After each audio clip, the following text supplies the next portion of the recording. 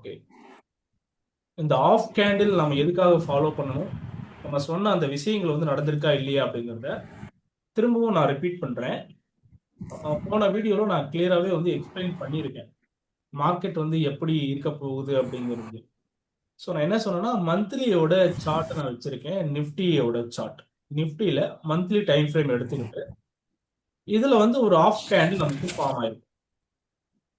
என்ன இது of candle, ஏன் நம்ம இதை ஃபாலோ பண்ணணும் அப்படின்னு கேட்டீங்கன்னா, ஜஸ்ட் அதோட ஹை அண்ட் லோ நம்ம மார்க் பண்ணிக்கிட்டு மார்க்கெட் இந்த ரேஞ்சுக்குள்ள வர்றதுக்கான வாய்ப்புகள் இருக்கு அப்படிங்கறதுதான் என்னுடைய வியூ.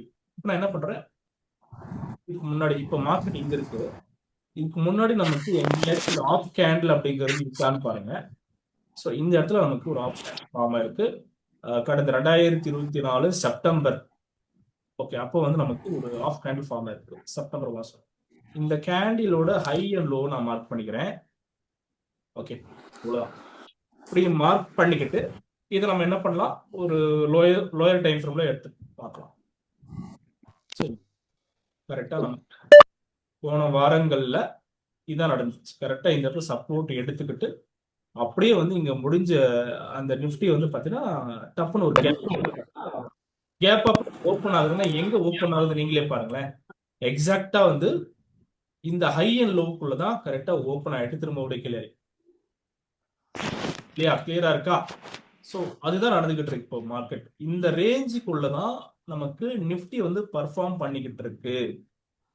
அப்போ என்ன நடக்கும்னு கேட்டீங்கன்னா, வரக்கூடிய நாட்கள்ல ஒருவேளை இது திரும்பவும் பை திரும்புதுன்னு சொன்னால் நிஃப்டி மறுபடியும் கூட இந்த ஹைக்கு போகலாம். இந்த ஜோனோ அல்லது இந்த ஹைக்கோ போகலாம்.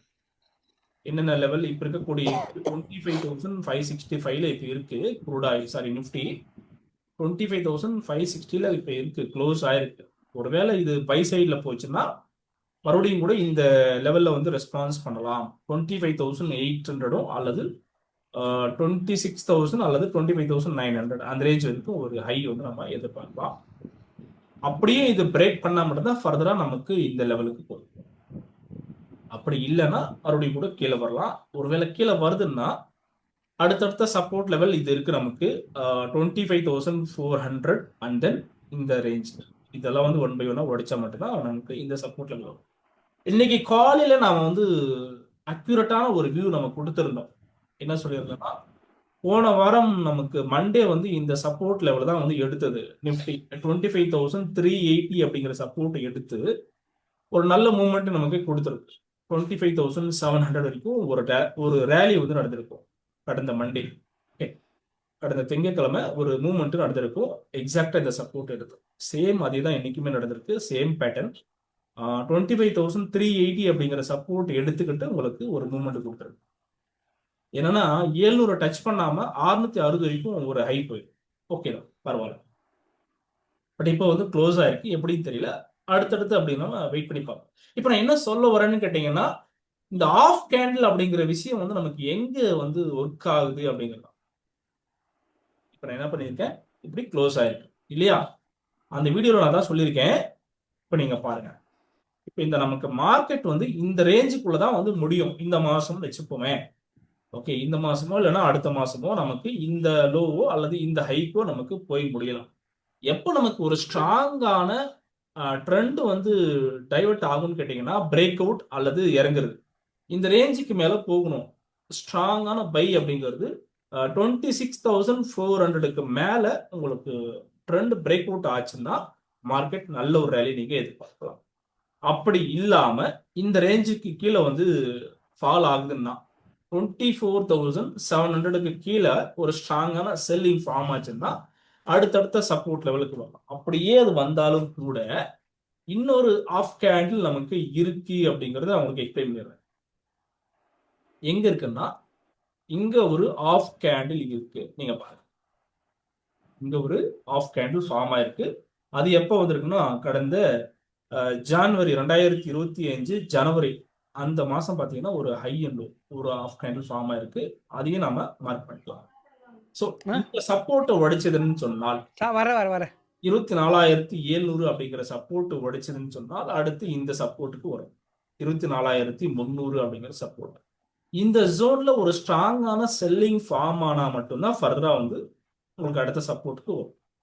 அப்படி இல்லைன்னா இங்கிருந்து திரும்பவும் பவுன்ஸ் கூட ஆகலாம், திரும்பவும் ரெக்கவரி ஆக வாய்ப்பு இருக்கு, மறுபடியும் கூட இந்த ரேஞ்சில இருந்து பை திரும்பவும் வாய்ப்பு இருக்கு. அது எப்படி வேணாலும் வரும், நல்லா புரிஞ்சுக்கோங்க. ஒருவேளை இந்த இடத்துல உங்களுக்கு ஒரு செல்லிங் ஃபார்ம் ஆனா மட்டும்தான் இந்த சப்போர்ட் லெவலுக்கு வரும். இந்த சப்போர்ட் லெவல் எல்லாம் உடைச்சா மட்டும்தான் மார்க்கெட் உங்களுக்கு ஸ்ட்ராங்கா கீழே இறங்க வாய்ப்பு.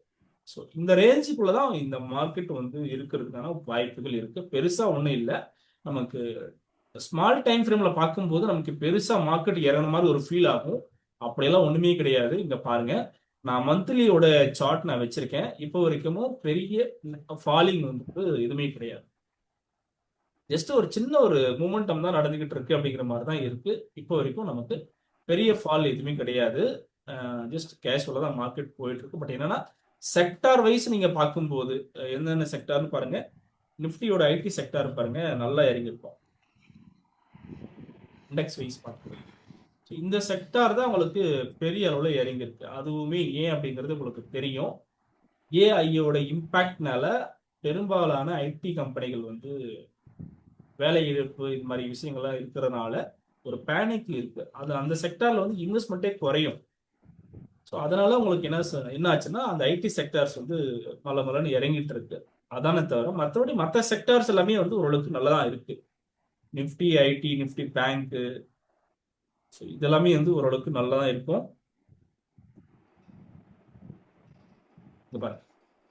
Bank Nifty R banking sectors இப்போ வரைக்கும் ஸ்ட்ராங்கா பாசிட்டிவா தான் இருக்கு, இறங்கவே இல்லை. அதே சமயம் நிஃப்டியோட மெட்டல் பாருங்க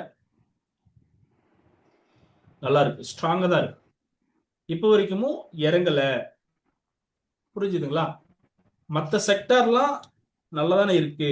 அப்போ மார்க்கெட் எப்படி இறங்கும் பாருங்க, automobile. So various of sectors வந்து நமக்கு ஓரளவுக்கு ஸ்டேபிளா தான் இருக்கு, இறங்கல. இறங்கிட்டு இருக்கக்கூடிய செக்டார்னு பார்த்தோம்னா அது ஐடி செக்டார் மட்டும்தான். அதனால மார்க்கெட் இறங்கும் அப்படிங்கிற ஒரு பிம்பம் வந்து எதுவும் கிடையாதுங்க. ஜஸ்ட் நமக்கு ஒரு யூஎஸ்ல நடக்கக்கூடிய சுச்சுவேஷன்னால மார்க்கெட் வந்து ஒரு சின்ன சின்ன ஃபால் ஆகுதே தவிர மார்க்கெட் இறங்கும் அப்படிங்கிற மாதிரியான சுச்சுவேஷன் நமக்கு கிடையாது. ஸோ டெக்னிக்கலா நான் வந்து சொல்லிக்கிட்டு இருக்கேன். இது வந்து கம்ப்ளீட்டா ஒரு எஜுகேஷனல் வியூ தான், ஒரு ஸ்டடி பர்பஸ்க்காக நம்ம இதை உங்களுக்கு ஷேர் பண்றேன்.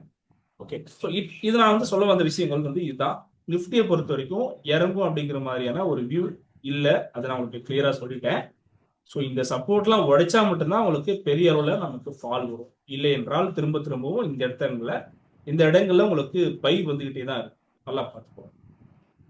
ஸோ இதை அவாய்ட் பண்ணிட்டு நம்ம பார்க்கணும்னா கூட இப்போ நம்ம என்ன பண்றோம்னா ஒரு மூவிங் ஆவரேஜ் ஆட் பண்ணி பார்ப்போம். ஒரு 50 டேஸோட மூவிங் ஆவரேஜ் ஆட் பண்றேன், 100 டேஸோட மூவிங் ஆவரேஜ் ஆட் பண்றேன், அண்ட் தென் 200 டேஸோட மூவிங் ஆவரேஜ். இதெல்லாம் பார்க்கும்போது நமக்கு என்ன தெரியுதுன்னா ட்ரெண்ட் வந்து கிளியரா இருக்கு.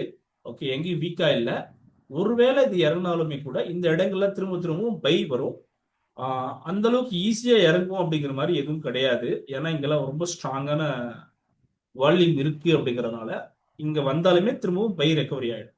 ஒருவேளை கீழே இறங்கிடுச்சுனாலும் கூட நமக்கு இந்த சப்போர்ட்லாம் உடைச்சு அடுத்து இந்த சப்போர்ட் வரும். அவ்வளவு பெருசா கீழே வரும் அப்படிங்கிற மாதிரியான ஒரு வியூ நமக்கு தெரியல.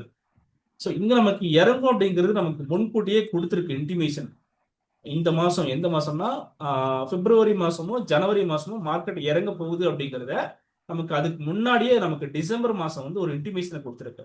மார்க்கெட்ல என்னன்னா ஹேமர் பேட்டர்ன் வந்து ஃபார்ம் ஆயிருக்கு மந்த்லியில.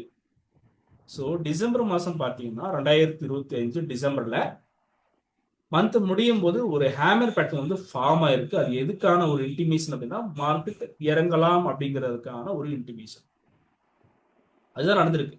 ஸோ இந்த இடத்துல க்ளோஸ் ஆயிருக்கு 26,200ல. அதுக்கப்புறம் பாருங்க எவ்வளவு தூரம் கீழே இறங்கி இருக்குன்னு.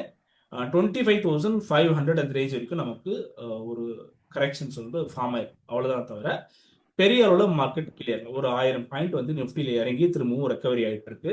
ஸோ ஒருவேளை நமக்கு இந்த ரேஞ்சுக்கு மேல ஸ்ட்ராங்கா க்ளோஸ் ஆனா உங்களுக்கு ஃபர்தரா மார்க்கெட் மேல போகும். அப்படி இல்லைன்னா அந்த ரேஞ்சுக்குள்ளவே தான் சுத்திக்கிட்டு இருக்கும். நல்லா புரிஞ்சுக்கும்.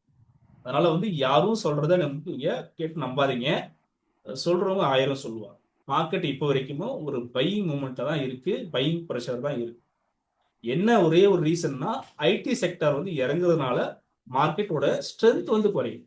ஏன் ஐடி செக்டார் வந்து இறங்கினா மார்க்கெட் ஏன் இறங்கணும்? மற்ற செக்டார்லாம் பாசிட்டிவா தானே இருக்கு. ஈவன் வந்து ஆட்டோமொபைல் செக்டார் ஆகட்டும், மெட்டல் செக்டார் ஆகட்டும், இல்ல ஃபார்மா செக்டார்ஸ், இது எல்லாமே வந்து ஓரளவுக்கு நல்லா தானே இருக்கு. ஏன் வந்து நிஃப்டி இறங்குதுன்னு கேட்டீங்கன்னா, ரொம்ப சிம்பிளாவே சொல்லிடலாம். வெயிட்டேஜான ஒரு செக்டார் எதுன்னு கேட்டோம்னா அது வந்து ஐடி செக்டார். அதுலயும் பர்டிகுலரா டிசிஎஸ், இன்ஃபோசிஸ், விப்ரோ மாதிரியான கம்பெனிகள் வந்து இறங்கும் போது நமக்கு ஓவரால் வெயிட்டேஜே வந்து இறங்குறதுனால நிஃப்டியுமே இறங்குது. வேற ஒண்ணுமே இல்லை, ரீசன் ரொம்ப சிம்பிளா சொல்லியிருக்கேன். ஓகே, ஸோ இந்த ஒரு ரீசன் தான் போயிட்டு இருக்கு. க்ரூட் ஆயில் இறங்கும்னு பார்த்துட்டு இருக்கேன். போயிட்டு இருக்கோம். நம்ம லைவா வந்து ஒரு வியூ கொடுத்துருக்கோம். மேபி இந்த சப்போர்ட் உடைச்சதுன்னா ஃபர்தரா வந்து அது கீழே இறங்கலாம். இந்த சப்போர்ட் உடைச்சா மட்டும் வெயிட் பண்ணி பார்க்கலாம். Right, okay. ஸோ இதுதாங்க நிஃப்டியை பொறுத்த வரைக்கும் இப்போ நான் கொடுத்துருக்கிற வியூ கொடுத்துருக்கேன். வெயிட் பண்ணி பார்ப்போம். இந்த ரேஞ்சுக்கு மேலே வந்தால் மட்டும்தான் ஃபர்தராக வந்து நம்ம ஸ்ட்ராங்கான ஒரு டிசிஷன் எடுக்க முடியும். அது வரைக்கும் இது ஒரு கன்சாலிடேஷன் ஜோன் அல்லது இன்டிசிஷன் மூட் அப்படிங்கிற மாதிரி தான் நமக்கு இந்த ட்ரெண்ட் இருக்கு. இப்போ வரைக்கும் நம்ம ஒரு டிசிஷன் எடுக்கிறதுக்கு கொஞ்சம் வெயிட் பண்ணணும். Right, okay. ஸோ இதுதான் வந்து இப்போதைய situation for Nifty and market. வேற சந்தேகங்கள் இருக்குங்களா?